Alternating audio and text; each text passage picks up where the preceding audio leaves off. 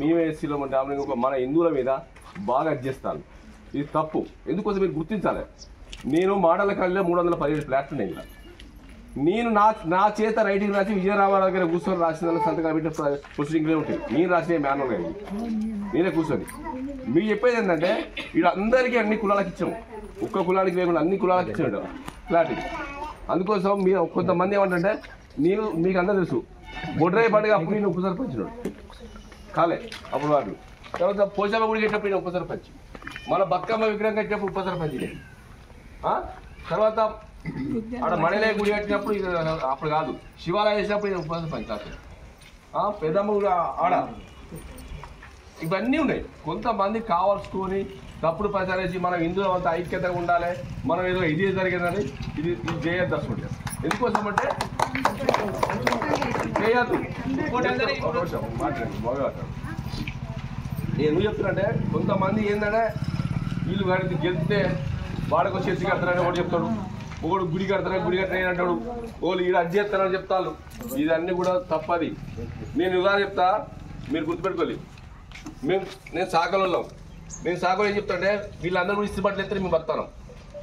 ఒకనాడు చిన్నప్పుడు మూటలు ఎత్తుకొని మా ఇళ్ళకి వచ్చిళ్ళు, మేము సాకులు పిండితే ఇవాళ మా సాకులు పోయి వాళ్ళ ఇళ్ళ పనిచేస్తాను, బట్టలు పెడతాను. ఇలా అదే కాదు, మంగళోళ్ళు ఉన్నారు, వాళ్ళు కటింగ్ చేసుకుంటారా, వాళ్ళు కటింగ్ చేసుకుంటారా, వాళ్ళు వచ్చి ఎక్కడ గొల్లోళ్ళు యాదవులు ఉన్నారు, 70% యాదవులకు గొర్రెలు ఉన్నాయి. వీళ్ళ భూముల్లో మేపుకుంటారా వాళ్ళు? గౌలోళ్ళు తాళ్ళు కళ్ళు తాగుతున్నారా వాళ్ళది? ఇవన్నీ కనుక బంద్ అయితే ఎడిపోతుంది, ఇది ఎడిపోతుంది వ్యవస్థ. ఇది అన్ని తప్పుడు చెప్పి జనాలను మొబ్బపెట్టి పెడితే వాళ్ళు బొట్టు పెట్టుకోరు, వాళ్ళు బోనం పెట్టుకోరు, వాళ్ళు గుడికి రారు, వాళ్ళు వస్తే ఏదైపోతుంది.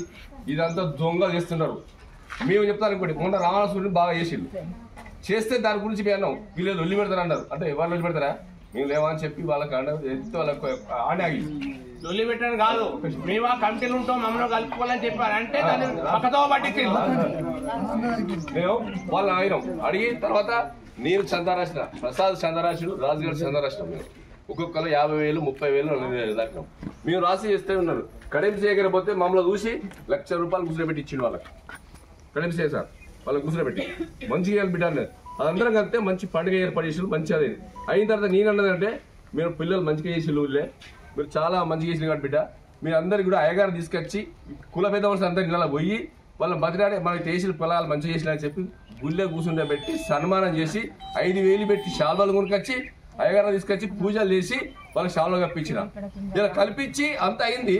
ఇక వచ్చేవారికి ఏమన్నా సర్పంచ్ లక్ష అయితే అట్ట అవుతుందా? అది పద్ధతేనా? ఇది ఎప్పుడు కూడా చేయదీసోటి పని. ఇంకోటి చెప్పాలి, నేను నిన్న తిరుగుతుంటే ఒక తల్లి నా తల్లి ఉన్నది. నేను పోతానే అన్న ఏమన్నదంటే నన్ను, అన్న మేము కూడా శాఖలో అంటే అన్నాను. వీళ్ళు ఒక శాఖలు కూడా చేసుకున్నారు ఉన్నారు. ఓ తల్లి అన్నది అయితే ఆమె ఏమన్నది అంటే అన్నీ అంటాను నా పక్కపట్టి, అన్న మాకు కూడా అవకాశం అంతగా శాఖలో కదా నేను కూడా అంటాను నాతో. అంటే ఇది వెళ్ళిపోతుంది, రేపు పొద్దున ఎవరు దొరుకుతుంది. ఇంకోటి నిన్న అత్త ఎంపీటీ చేసి ప్రజలందరూ కలిసి అయ్యో నువ్వు ఊరికే ఓడిపోతారని చేసి నేను చేసిన తెల్లారితే కోడలి మళ్ళీ సర్పంచ్ ఇట్లా అంటాను. ఇది ఎంతవరకు? అది ఇది తప్పు, ఇది మంచి కాదు.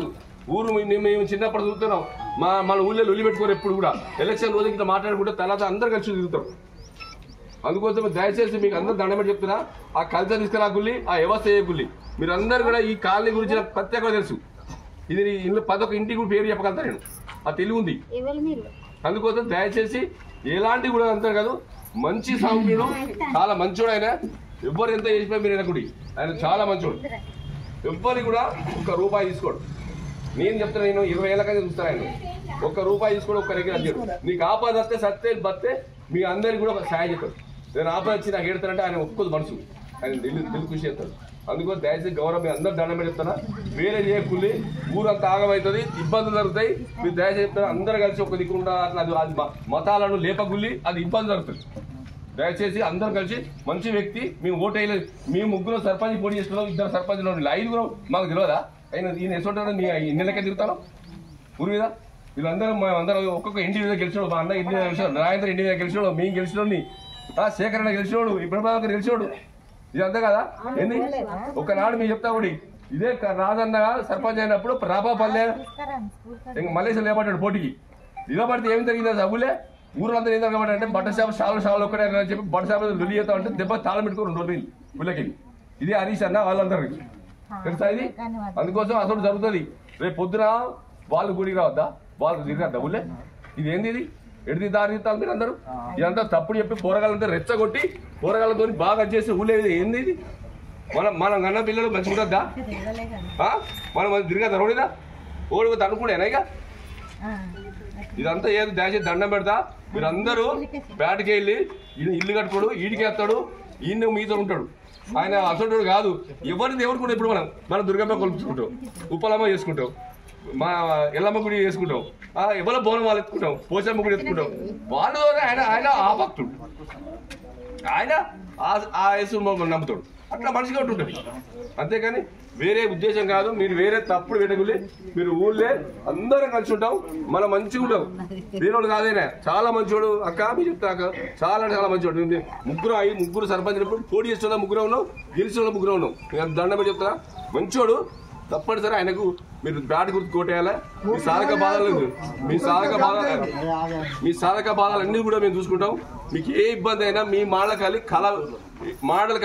అయితే చూడు అంత అవుతుంది అందుకోసం తప్పనిసరి మీరు మాత్రం బ్యాట్ గుర్తు చేయాలని మీరు చేతి దండం పెడతాను మేము